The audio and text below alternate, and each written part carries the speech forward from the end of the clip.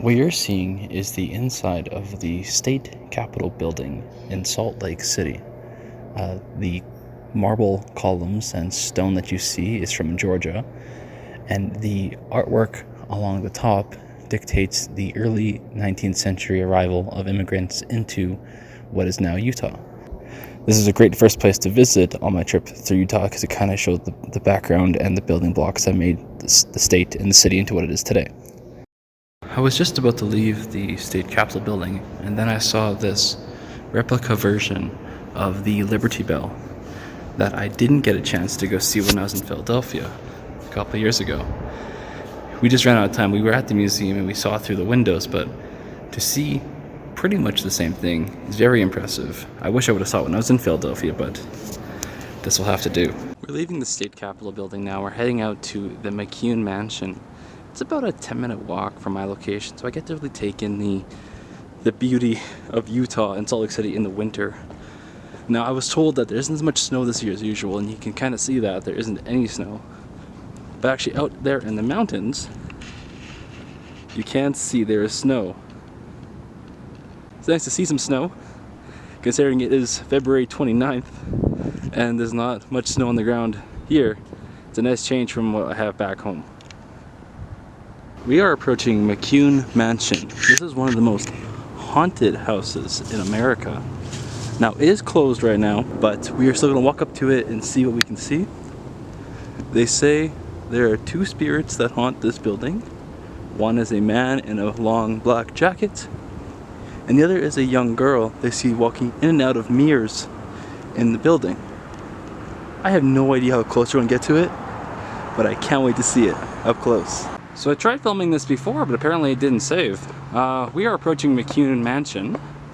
It's a strange first occurrence, actually, of walking up to the front steps of the mansion. You can't see it from down here, but behind those bushes on the right, there are some columns between the windows that appear to be like Egyptian statues? I'm not sure. So we're gonna take a look at this when we get closer in. But here is Mccune Mansion, one of the most haunted houses in America. You can see those columns I talked about. I thought they were Egyptian from the street, but they appear to be more like Greek or Roman, with each one having an arm broken off. I imagine that's like, maybe you can see it. I imagine that's more for aesthetic purposes and not like vandalism or anything. Although the building is pretty old. You see the worn up red Utahan bricks and the rusty shingles. It is occupied because there is a truck here, so it's not empty inside. That's kind of interesting. I didn't notice that before. That stained glass window right there. I know it's closed, but it'd be cool to like get inside or see more of it. It's a pretty cool looking building. If you guys notice any kind of paranormal stuff in my videos, let me know, because I probably won't be reviewing it because I would be too scared in case I see something that I don't like. I think that's pretty cool there. These lanterns to me held up by little dragons. I've never seen that before. That looks almost Austrian or like Germanic. Just the style of the dragon. I don't know. Might be completely wrong on that. But like all the chains and the balls and the spikes, it looks very Germanic to me. And you can see this window better now. I don't usually see the outside of stained glass windows. I think it looks pretty cool. So it turns out the Mccarthy Mansion is a private venue that can only be accessed through booking previously. So I was making sure no one was in that window behind me. But yeah, you have to call ahead of time and book a tour of it. I didn't do that. I didn't know. So we can't go inside. And they only answer their phones on Monday to Friday. So it's Saturday. And that's alright though. We can see the building from the outside. It looks nice. We'll take a look at the grounds, walk around a bit. It's unfortunate we can't go inside, but that's what happens when you don't plan ahead.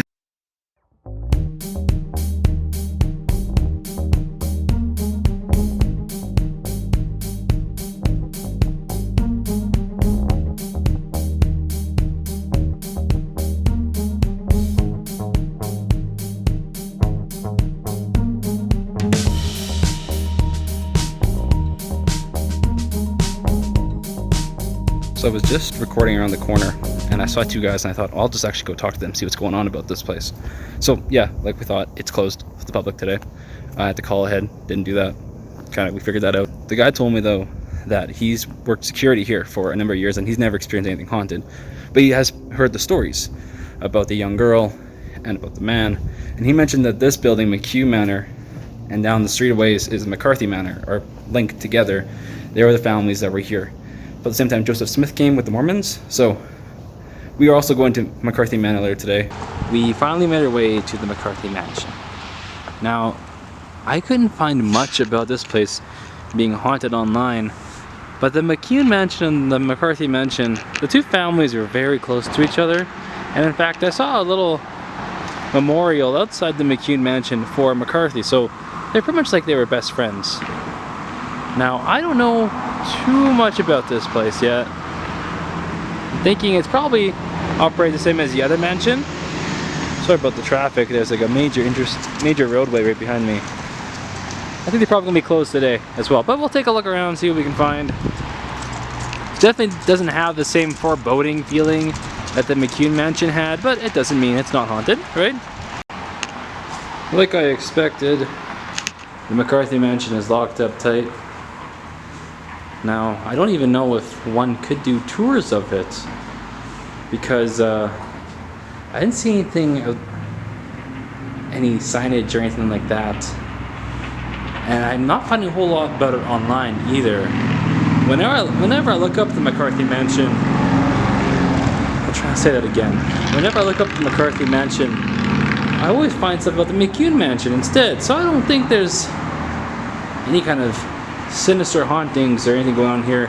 I think it's more of a place to visit if you want to learn more about the McCunes and the McCarthys. Too bad. I was kind of hoping to see something more exciting, but it's a nice building either way. Now off to the next place.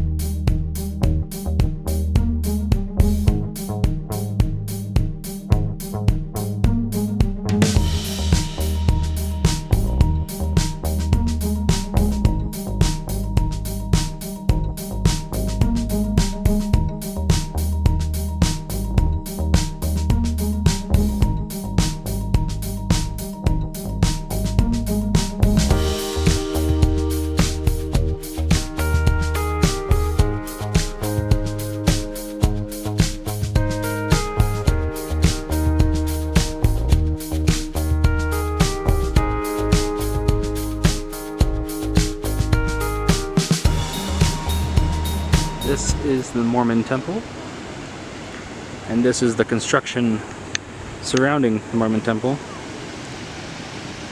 A gentleman over to the right of me earlier was telling me that when they were building the temple, they had to carry in massive granite slabs by oxen to build the base. And then after they laid the base, an invading army was coming in. He said it was Johnson, and I'm not sure who that was, but so Johnson was coming in, so they had to cover it all up with stone to make it look like they weren't building a church.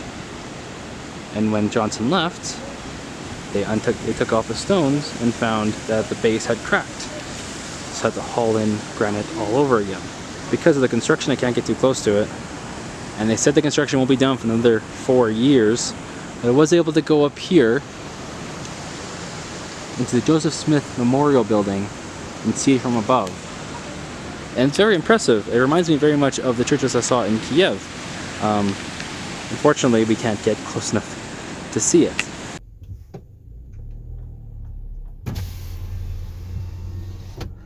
Hi! Do you know where I can find Emo's grave? No? Okay, thank you. This is the grave of Jacob Moritz. He was born in Germany in 1849 and immigrated to the United States in 1865 at the age of 16. His grave is one of the most well-known graves in the Salt Lake City Cemetery. They say it is haunted. The story goes that if you walk around it 3 times, and every time you do a rotation, you say the word emo. And then if you look through the door after 3 times, you'll see 2 red glowing eyes looking back at you. Now, as you can see, they have since sealed up the entrance. I guess the viewport you could see through before. I've seen pictures of the inside of this because you could see inside, and there's his picture of him is in there as well as his remains. But it must seem like they are tired of people walking around in circles and looking through his door, which wouldn't make sense, really. I completely understand that, although it is disappointing to come here and find it all sealed up. So we're going to do it anyway, and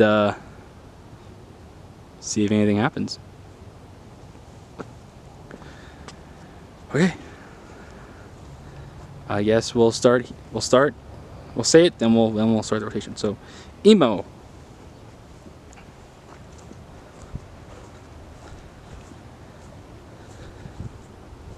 Emo.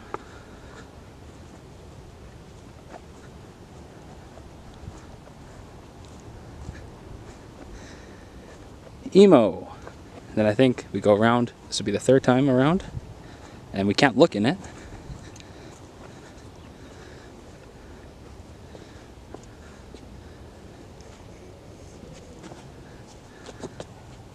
And nothing. But I guess that's okay. Either way, that's okay. There's another grave in the cemetery we're interested in finding. I read online that Jean Baptiste is buried here, but I'm not sure if that's the Jean Baptiste from Canada or another Jean Baptiste. So I haven't had time to look into that one. But this other one is very mysterious and has a very strange engravement on the stone. Now you can almost see in the distance there are some wild deer that wander this cemetery as well. So there's people too. There's someone coming on the left side. Anyway, this other grave we're going to is quite a ways away. And unlike the Regina Cemetery, which closes at 6 in the winter, this one stays open till dusk. So you can see we have a little bit of time to find our way there. We don't have a whole lot of time, maybe half an hour, 45 minutes, but a little bit of time before we have to leave the cemetery. Hey guys, do you know where the grave of Lily Gray is? No? No idea? Well, I'll let you know next time I see you guys, okay? I think it's that way. It took a while, but I finally found Lily E. Gray's grave.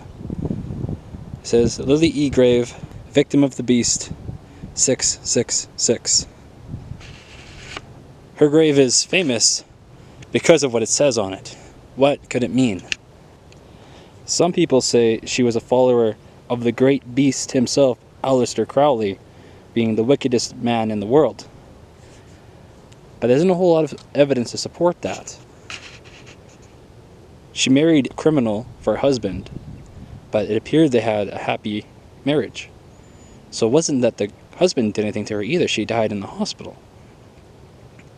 The going theory is that Lily died peacefully, the victim of nothing more than the Utah government. And her husband, angry at the government, put this on her stone, referring to the government as the beast. Doesn't quite sound as exciting as the devil himself, but it is a very interesting story nevertheless. I wish I could say I knew those stories myself, but I found all the information online. You can thank the Dead History on Instagram and Facebook, also known as Jennifer Jones, not the curler, Jennifer Jones, for her research and her articles and her help, which made me remember that these graves are in the cemetery. You know, I've been all over Salt Lake City today, planning everything, and I somehow forgot to visit the cemetery, and only upon reading her blog articles on it did I remember about Emily's grave and Emo's grave. So be sure to follow her on social media. Check out her blog. She deserves way more credit than I do for coming out here and taking pictures and recording video. She did it before they sealed up Emo's grave, so she has pictures of inside of it, which is super cool. So be sure to check out her stuff as well.